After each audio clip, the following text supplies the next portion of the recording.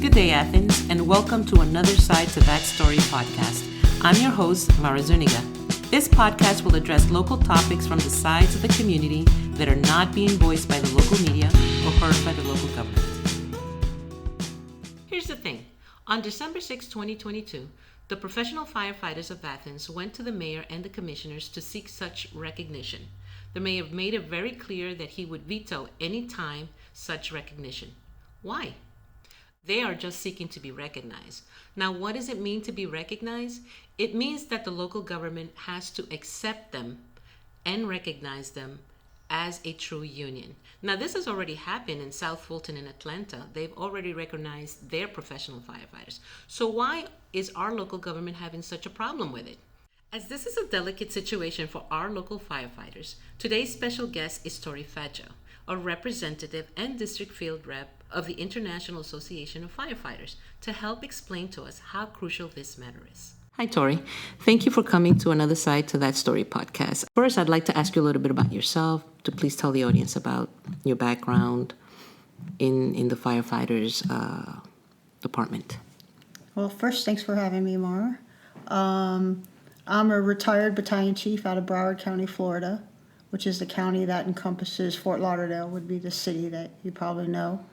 I retired 7 years ago, but while I was working my career, I was active on our executive board for, ended up being a total of 33 years. I also served as our president after I retired, and I got involved now with the International Association of Firefighters. My title is a district field service rep for the 12th district, and that district covers Florida, Georgia, and the Carolinas.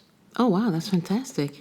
Well, so you're very familiar with what's going on with the professional firefighters in Athens. They want to be recognized.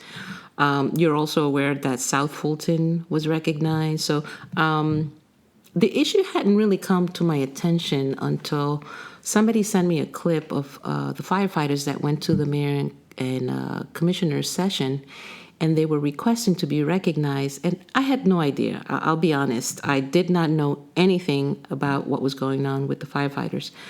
But I started to look, and I started to try and see how I can put the picture together. And my podcast actually is where I bring the information that I found out about some community issue and try to clarify it to the community. So I know that the firefighters are trying to get recognized is because they want a seat at the table. They want to be able to sit down with their employer, which is the local government, and pretty much specify their needs. There's a lot of firefighters that are leaving Athens because there's just too many things, too many needs that need to be addressed, and they do not have a seat at the table.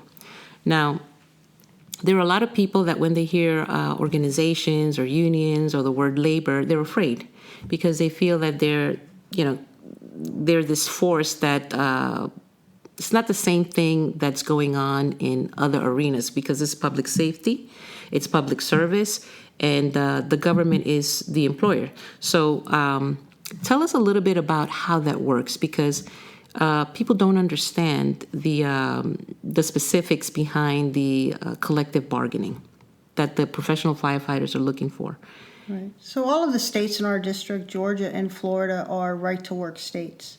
The difference is in Florida, all of the public entities have a right to collectively bargain with their employer for their pay, benefits, work conditions.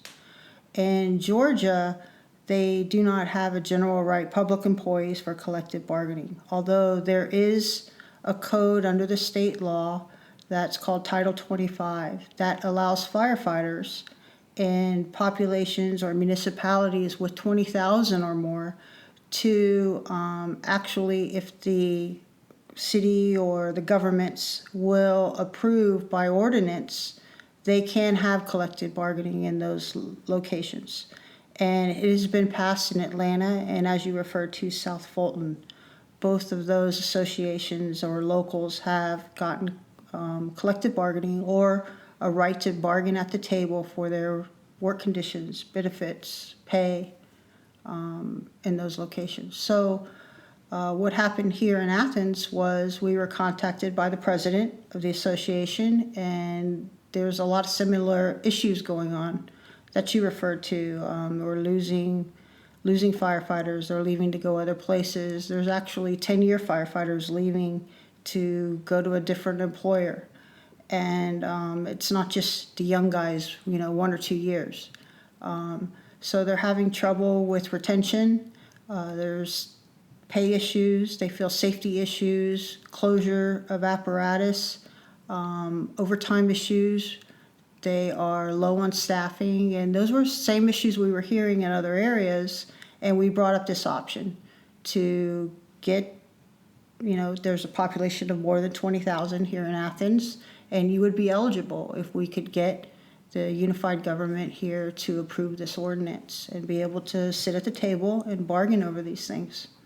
So that's what is meant by collective bargaining, is when you sit down and you can actually have a discussion about the needs, correct? I just want to make sure that the audience understand what collective bargaining is. Yes, being able to talk employer to employees, the employee group that represents those employees, and say, hey, here are ideas, here are some things, ways we think we can make things better, and to work those out at the table. What would be the setbacks? For example, some people may say, then the professional firefighters are able to strike. Oh, that's so scary. Is that something that would happen, that the professional firefighters would be able to strike or leave or somehow hold the local government to a certain extent with a little bit more force? Is that something that happens or no? No, it doesn't. And actually, we're here to serve and protect. It's something we're committed and sworn to do. So that isn't an option for us in the International Association to do it all. We don't think that's a good avenue to go in any case. I don't think firefighters would walk away from their communities. It's just not what we do. We go to work to put our lives on the line to save people. We're never going to walk away. But we do have that in our bylaws here in Athens County, that we will not strike, and that is in the Title 25 rule, that striking is not an option.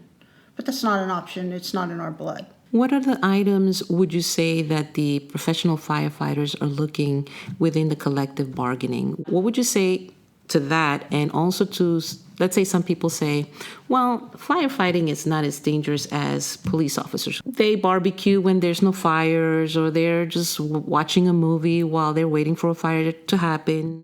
So sometimes there is an assumption that, all the firefighters are in the lounge chairs watching TV, sleeping. There's a lot of other things we do besides respond to fires. We do first response. So they're also running medical calls. Oftentimes, being the first responder, they're EMTs, emergency medical technicians, and they're doing all the first care for patients before the ambulances arrive, before the police department arrive. We might arrive on domestic violence events first because we're just closer. Oh, they do domestic violence as well? So, if there's I don't know here in Athens, I don't know exact protocols of what they respond to as first responders, but in a lot of communities, yes, we do. We're running to all of those events. And so there's also medical training. There's required training in order to keep your certifications as firefighters that's being done. There's apparatus maintenance done throughout the shift, station maintenance. We work for 24 hours. We're together as a family, so we have to go grocery shop, buy our groceries, meal preparation, and those are things that we're there for the whole day, like a family. But we do things that that's our home, our second home. When you consider we're there for the third of our lives at our stations, because we work 24 hours on and 48 hours off. How many hours do the professional firefighters work on the average right now, would you say, in Athens? So in Athens, when they work that schedule of 24 hours on and 48 hours off, when you look at the average of the year, it's a 56-hour work week. So they're working 16 more hours than, the average person is working that goes to work at a regular 8-hour job. How does that affect the professional firefighters here in Athens? Well, and not only that's going on, but with the low staffing needs and, the overtime that's happening right now, there's a drain and a mental health drain in being at work so long and working these calls. You don't know when your next call is going to be a major event, a life-saving event, a fire where you're pulling a rescue. So there's a stressor even in the downtime of what's coming next on our job. Now, that's how it affects the professional firefighters. Now, how will it affect the community if we keep losing firefighters? How will that affect us if there is a fire, let's say, if we don't have enough staffing with the firefighters? So one thing you're losing is experience. We also do pre-fire training, and we learn our buildings, pre-fire planning we call it, where you learn your buildings in your zone, in your area. So when you respond, you know at a hotel where the hookup is for our water. When you lose experienced firefighters, you lose that knowledge that we just learned day to day. You're also losing, if there's shortages because of your loss of firefighters and you're having maybe apparatus that are shut down, you're increasing response times to areas. So you may have a local fire station that you feel very secure about in your neighborhood, but if there's an apparatus closure in the next neighborhood, your engine may not be right there. They may be in the next neighborhood running a call when your call comes in, and then they have to respond from another area. Or if the closure is obviously in your neighborhood fire station, you're going to wait longer for other apparatus to come into you. The mayor was very adamant that he will veto any kind of recognition of the professional firefighters here in Athens because no one else has a voice, apparently. But I think that maybe there might be some fear on his part, or maybe on some of the commissioners as well, that maybe some roles may change with the recognition. Can you address a little bit about if this were to be, if the firefighters, if the professional firefighters of Athens were to be recognized, would this change structure or roles in the local government? Coming from a collective bargaining state in Florida, I don't understand the fear of bargaining here and what the threat would be to any public official, even to the fire chief. Because what we do is sit down at the table and write down what we discuss and negotiate for good ideas. Safety issues, staffing issues, we put our input in. There's input at the table from the other side. And in Title 25, there is a mediation process in case you cannot come to agreement. And you go through that process. So you have a document with what you've agreed to at the table. If anything changes, the document in Title 25 is for a year. But if anything changes, the chief changes, the president of the association changes, it's a document there to state what your rules are. To me, it's like a policy and procedure manual, or whatever here they may call their manual, where they do their everyday, their handbook, their employee handbooks. It's the same. It's just a contract in a sense where we've both sat at the table and discussed the views. A lot of times when we work on a first contract for places, we actually take the employee manual, and that becomes usually a lot of the basic rules, where we're not trying to change the world, but there are some ideas we have on some ways we can make things better. Now, you brought up a good statement there. You said if we don't come to an agreement, there would be an outside mediator, right? Now, I know the city manager stated that one of his concerns was that if you brought in an outside mediator, it would be so costly. It would be millions, maybe. Now, I've heard in other places where the cities are much bigger and the problems are much greater that, yeah, it can be very costly. But I talked to a professional firefighter here in Athens and said, well, we are very concerned of the budget. We are aware of the budget. There's nothing that the firefighters of Athens would request that would be outrageous. It would just be to service the needs of the community. Can you discuss that a little bit about the outside mediation and the costs? Well, we don't want to waste good dollars on mediation either. And in the Georgia Code, it lists that the mediation costs are split. We want to sit at the table and be able to work through any issues and agree. The mediation piece isn't a goal. And it also says in the title that none of that is binding. So the whole process is there in the code. South Fulton, I don't think, had a fear of it. They passed their ordinance unanimously there and sat down at the table and agreed without all of that. That is not our goal to head to the mediation side of this. We want to just sit down, discuss things that we feel are issues. I think we're probably going to bring some ideas forward that the fire chief or the administrator, whoever sits on the other side of the table, is going to agree with, that those are good ideas. And Now, that's what I've seen in other places. aside from ideas, there's actual resources that the professional firefighters can obtain.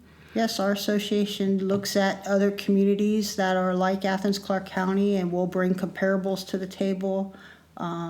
We have GIS resources that work out, responses, and we have a lot of resources at our association in Washington, D.C. that we could bring all that input to the table as well. Now, those resources would save money to the local government too, no? Our Absolutely. budget. We could, if Athens, Clarke County ever wanted to build a fire station, they would have to go and get a GIS study if they don't have that resource within, which most communities don't. We're able to do that. We have that at the International, where we could provide that for them. That would show them on a map, all right, you're going to put a new fire station in. We could show on the map, this is the place where your response time are the greatest, and if you could build it in this circle or box, this would be the best place for your community. Wow, that's fantastic, because I know the local government pays thousands of dollars for studies. What other kind of resources would they be able to get? Because I know some professional firefighters told me, like mental health, scholarships. What kind of other things would the firefighters? We provide, for example, there's departments that can't have hazmat training. They don't have the funds or the people or the resources with hazmat training. So we found that was something many years ago that was neglected across the nation. So we made that educational tool where we provide hazmat training for agencies who can't get that on their own, and the association will send that in. We do fireground safety training, where we'll come in and we'll teach the members how to be safer on the fireground, how to escape through windows if this scenario goes bad while they're inside. That type of training we provide to help our departments. We want our departments to be the best. We take great pride in what we do. So these are all things that are there and resources that are available that we'd love to provide. What kind of rating does the Professional Firefighters of Athens have presently? So the insurance services rating that they give, yes. the ISO rating, is a Class 1 department here in Athens, which the community should be very proud of. And from what I understand, it was rated a few years ago. That rating comes every 5 or 10 years that they do that. Now, when it was rated, was their staffing better? I don't know those details, but it could potentially, if the staffing is lower now and they are having some closures of apparatus, staffing is a portion of that ISO rating. So I don't know how it would do today, but potentially it could be an effect to that. Does that affect homeowners as far as their insurance is concerned? So the ISO rating is what your insurance companies use to decide your rates for your homeowner's insurance, yes, for the fire portion of your So the homeowner's better the insurance. rating, the better our rates are for insurance, Correct. let's say, for the That's homeowners? correct, yes. Oh, that's fantastic. How do we stand nationwide, Athens? So the ISO departments across the nation Yes. are 3 to 4%. So you're in great shape when you're at an ISO 1. Fantastic, and we want to keep it that way.